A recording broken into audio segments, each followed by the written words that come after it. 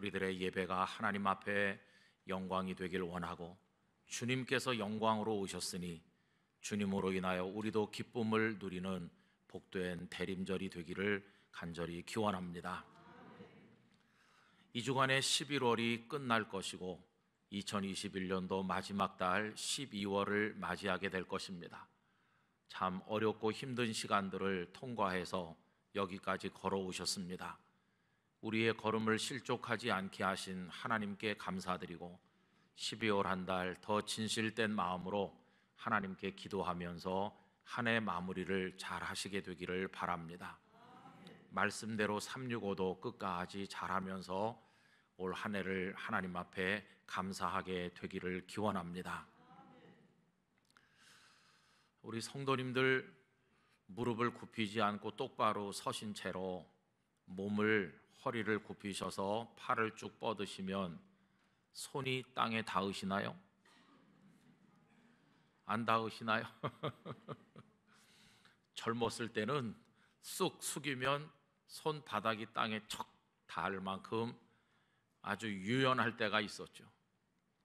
그런데 세월이 지나면서 손바닥이 닿기는커녕 손가락 끝도 잘 안 닿게 얼마나 허리가 굳고 뻣뻣해졌는지 모릅니다. 아무리 운동을 많이 해도 나이를 어쩔 수 없는 경우가 있을 것입니다. 그런데 여러분, 몸이 뻣뻣해지는 것보다 훨씬 더 심각한 것은 우리들의 영혼이 뻣뻣해지는 것입니다. 하도 오랫동안 숙이지 않고 굽히지 않고 버티면서 살아오다 보니까 영혼의 허리가 다 굳어서 뻣뻣해졌습니다. 그래서 숙이려고 해도 잘 되지 않는 경우가 많이 있게 되었습니다. 그런데 여러분, 예수님께서 이 땅에 탄생하셨을 때 예수님을 영접하는 방법은 무엇이었는고 하니 엎드려 경배하는 것이었습니다. 오늘 말씀에 보면 동방에서부터 온 박사들이 헤롯의 궁궐에 들러서 자신들이 찾아온 목적을 이야기하는데, 오늘 본문 2절을 다시 한번 읽어보겠습니다. 유대인의 왕으로 나신 이가 어디 계시냐? 우리가 동방에서 그의 별을 보고 그에게 경배하러 왔노라 하니. 여러분, 그분들이 오신 목적은 경배하는 것이었습니다. 여기 경배한다고 번역된 프로스퀴네오라고 하는 동사는 이마를 땅바닥에 대고 엎드려 절한다 하는 뜻입니다. 이마를 땅에 대고 엎드려서 절을 하려면 이 몸이 굳고 뻣뻣한 사람은 대단히 어려울 것입니다. 결혼식 주례를 하면서 마지막에 신랑 신부에게 인사를 시키죠. 부모님들에게도 인사하고 하객들께도 인사를 드리는데, 신랑 신부가 정중하게 허리를 숙여서 오랫동안 인사하는 모습을 보면 참 보기가 좋습니다.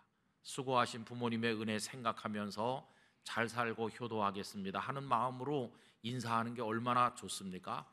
어떤 신랑들은 엎드려서 바싹 얼굴을 땅에 대는 마음으로 절을 올리는 모습을 볼 때도 있어요. 참 보기 좋죠. 그런데 어떤 신랑 신부는 그냥 서가지고 이렇게 까딱해요. 그럼 저도 깜짝 놀라요. 아니, 저렇게 하면 안 될 텐데. 오히려 부모님이 맞절을 하는데 부모님이 더 오래 하는 분이 있어요. 그래서 제 속으로, 아이고, 속 그만 썩이고 가준이 고맙다 그러는가. 뭐 잘못됐어요? 여러분, 우리가 사람들 사이에도 인사할 때 그냥 고개를 까딱하는 게 아니라 좀 이렇게 깊이 하면 서로 신뢰를 주고받을 수 있지 않습니까? 사람 사이에서도 그런데, 여러분, 우리 예수님께 인사를 드릴 때 어떻게 까딱하겠어요? 경배하는 거죠. 엎드려서 경배한다. 그것이 예수님을 맞이하는 모습인 것입니다. 그러면 경배는 누가 하는 것일까요?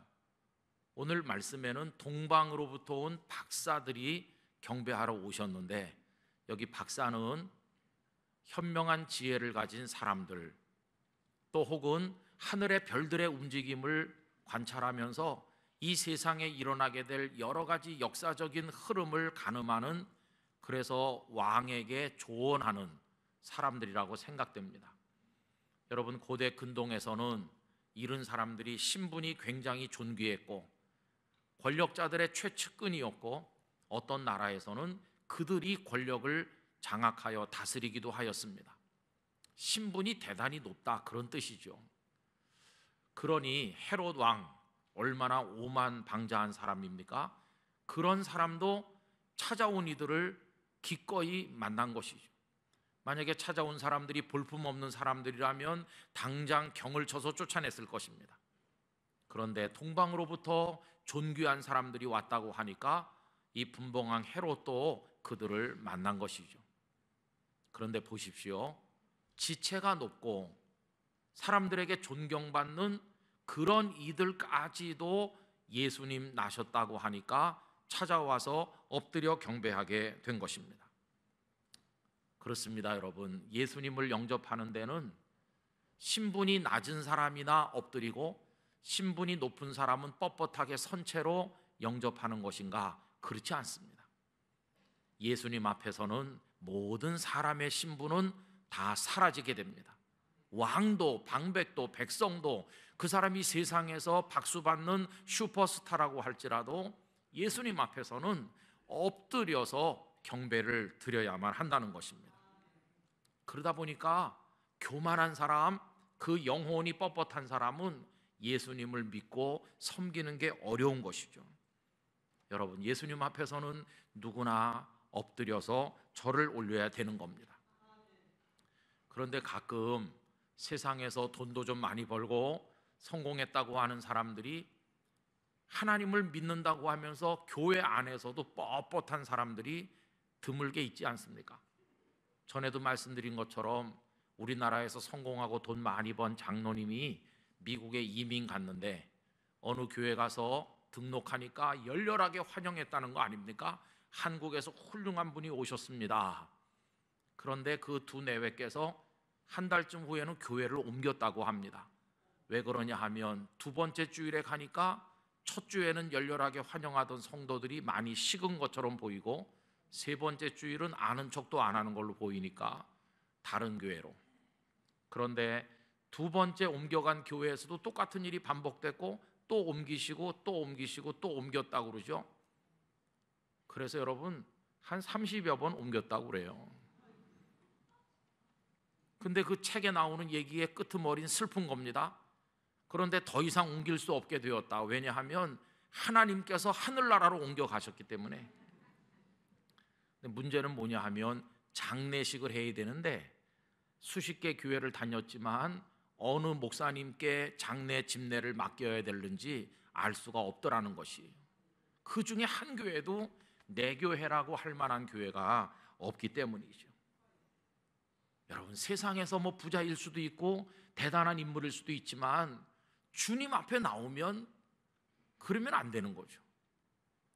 예수님을 섬기는 사람, 탄생하여 오신 우리 구주 예수님을 마주 대하는 방법은 엎드려 경배하는 것입니다. 그래서 여러분, 주님 앞에 와서까지도 대접받으려고 하면 안 되죠. 저는 우리 성도들이 예배당에 들어오실 때 계급장 다 떼고 지식이고 뭐고 다 내려놓고 어린아이처럼 예수님 앞으로 나오시기를 부탁드립니다.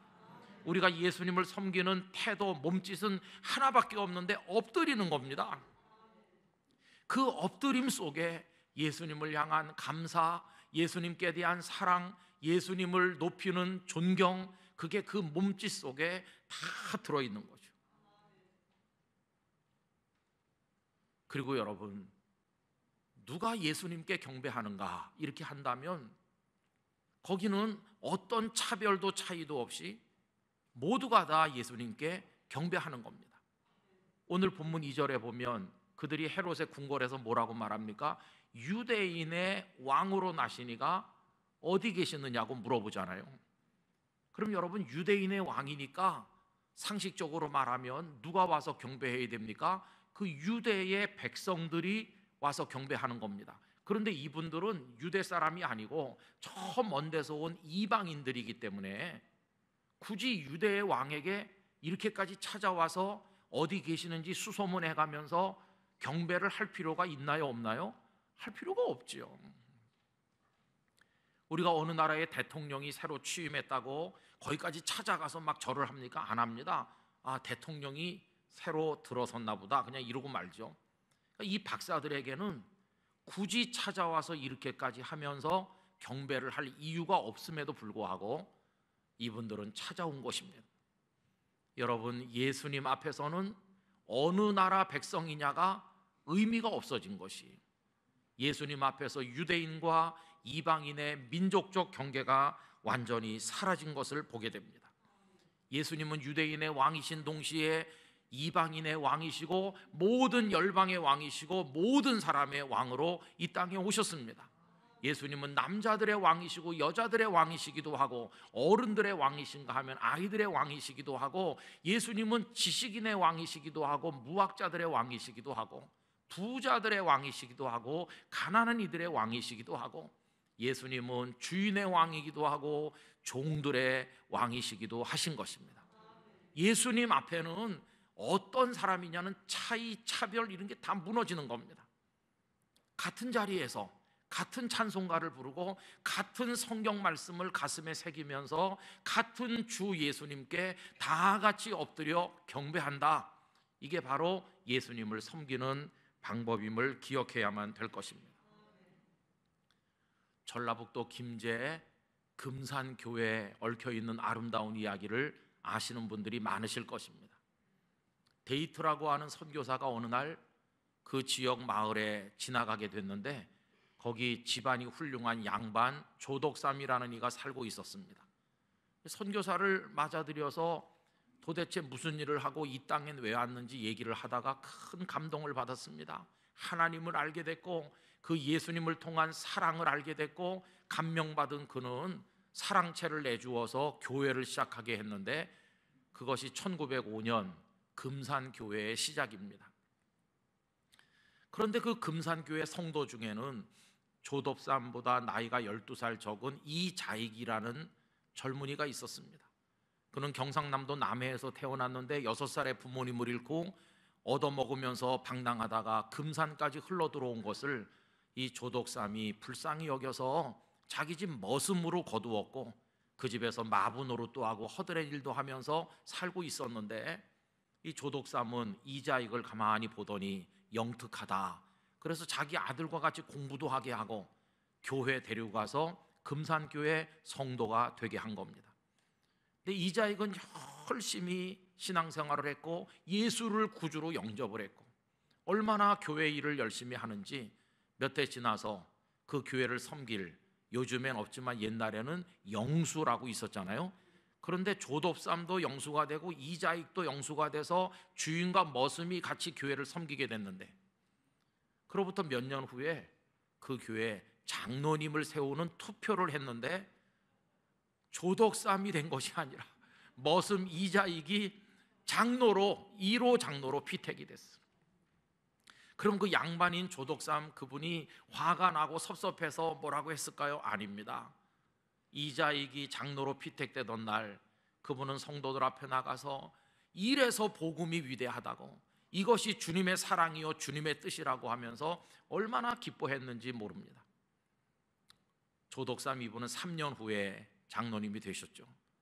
그런데 이자익 이분이 먼저 장로가 되고 나니까 선교사님이 없으면은 누가 설교를 해야 되는데 설교할 사람이 없으니까 이자익 장로께서 설교를 하면, 머슴이 설교하면 주인인 양반 조덕삼은 마루바닥에 무릎 꿇고 앉아서 머슴의 설교를 아멘으로 들었다는 것입니다.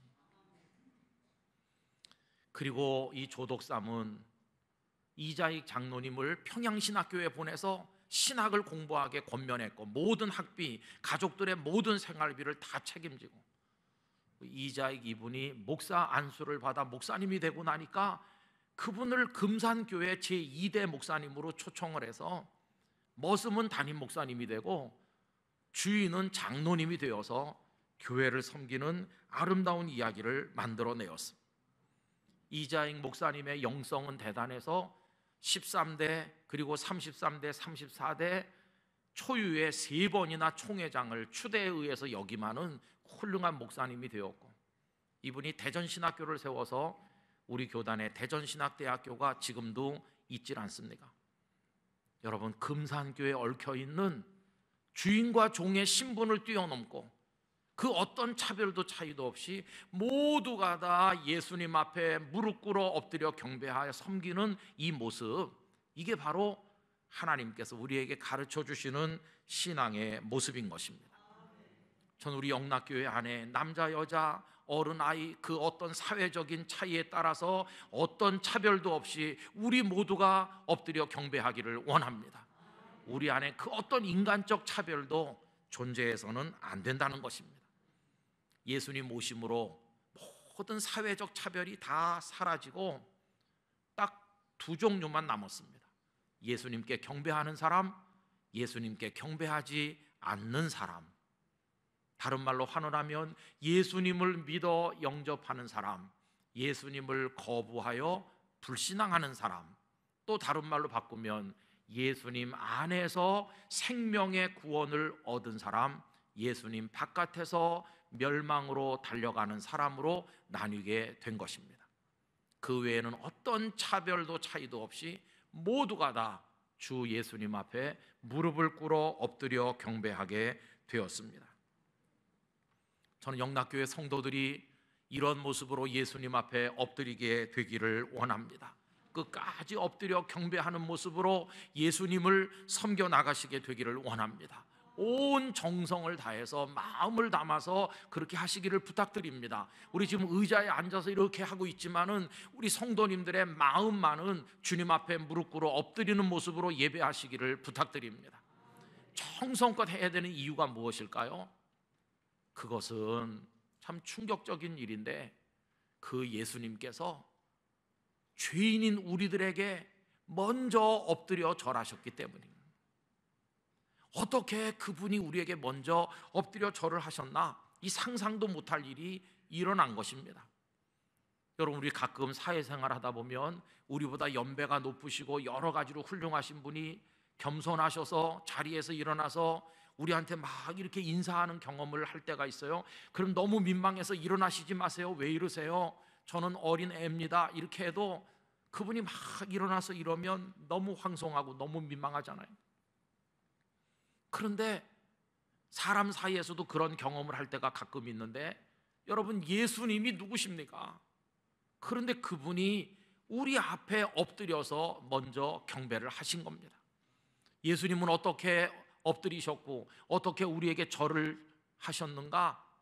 여러분, 하나님이신 그분이 사람의 누추한 육신을 입으시고 이 세상에 탄생하여 오신 것이 바로 엎드리신 것입니다. 그것도 마구간 냄새나는 곳에 탄생하셨고 말 구유에 누여지셨고 이 땅에서 가난하고 병들고 세상에서 죄인이라고 낙인 찍힌 사람들 옆자리에 같이 앉아 그들의 친구가 되어주셨는가 하면, 당신께서 몸을 굽으려 제자들의 발을 씻겨주셨는가 하면, 그리고 예수님은 골고다 언덕 십자가에 우리를 대신해서 높이 달리시고 물과 피를 다 쏟으셨는데, 그게 바로 예수님께서 우리 앞에 엎드려 절하신 모습이었습니다. 주님은 그렇게 죄인인 형편없는 우리들 앞에 먼저 낮아지셔서 엎드리고 또 엎드려 죽기까지 당신을 낮추시면서 우리 앞에 고개를 숙이신 우리 주님이십니다. 여러분, 이에 관해서 빌립보서 2장 6절 이하가 잘 말씀하지 않습니까? 그는 근본 하나님의 본체시나 하나님과 동등됨을 취할 것으로 여기지 아니하시고 오히려 자기를 비워 종의 형체를 가지사 사람들과 같이 되셨고, 이게 예수님이 엎드리시는 모습이죠. 사람의 모양으로 나타나사 자기를 낮추시고 죽기까지 복종하셨으니 곧 십자가에 죽으심이라. 여러분, 그러니 예수님 우리를 위해서 먼저 그렇게 하셨으니 우리가 어떻게 그분 앞에 뻣뻣하게 서서 의자에 편안히 앉아서 우리 마음의 다리를 꼬고 흔들어 가면서 어떻게 그분을 맞이할 수 있겠는가 하는 것입니다. 우리 영락교회 성도 여러분, 예수님을 사랑하십니까? 예수님께서 우리 앞에 먼저 숙이신 걸 아시나요? 그렇다면 이제 하실 수 있는 모든 정성, 모든 몸가짐을 다해서 우리 예수님 앞에 엎드려 경배하시기를 바랍니다. 여러분, 엎드려 경배하는 것은 노예가 억지로 끌려와서 주인에게 속으로는 미워하고 이를 갈면서 어쩔 수 없이 무릎 꿇는 그런 거와는 다른 것입니다. 예수님이 먼저 우리에게 그렇게 하셨으므로 우리 너무나 감사한 마음으로 눈물 없이는 그분을 바라볼 수 없는 그런 감동을 가지고 우리 예수님 앞에 엎드려 경배를 하는 것입니다. 여기 박사들은 굳이 이렇게까지 안 해도 될 것 같았는데 먼 길 왔고 헤롯의 궁궐에서 수소문하고 그리고 큰 별이 그들을 베들레헴으로 인도할 때 경배할 수 있게 된 데 대해서 기뻐하고 또 크게 기뻐하였다고 기록되어 있습니다. 그리고 그들은 황금과 유향과 몰약을 드려 예수님 앞에 엎드려 경배하고 자기들의 길로 돌아간 것을 보게 됩니다. 다른 종교에서는 점점 고개를 들고 높아지면서 기뻐하지만 기독교 신앙의 구조는 정반대입니다. 우리는 예수님을 따라 엎드리면서 기뻐합니다. 엎드리면 엎드릴수록 감동이 더 커집니다.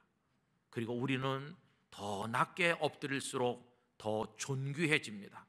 왜냐하면 엎드린 이를 우리 예수님께서 보두모 하나 익히시고 존귀한 자리에 올려주시기 때문입니다. 여러분, 이런 모습으로 주님 앞에 엎드려 살았던 분이 바울 사도이십니다.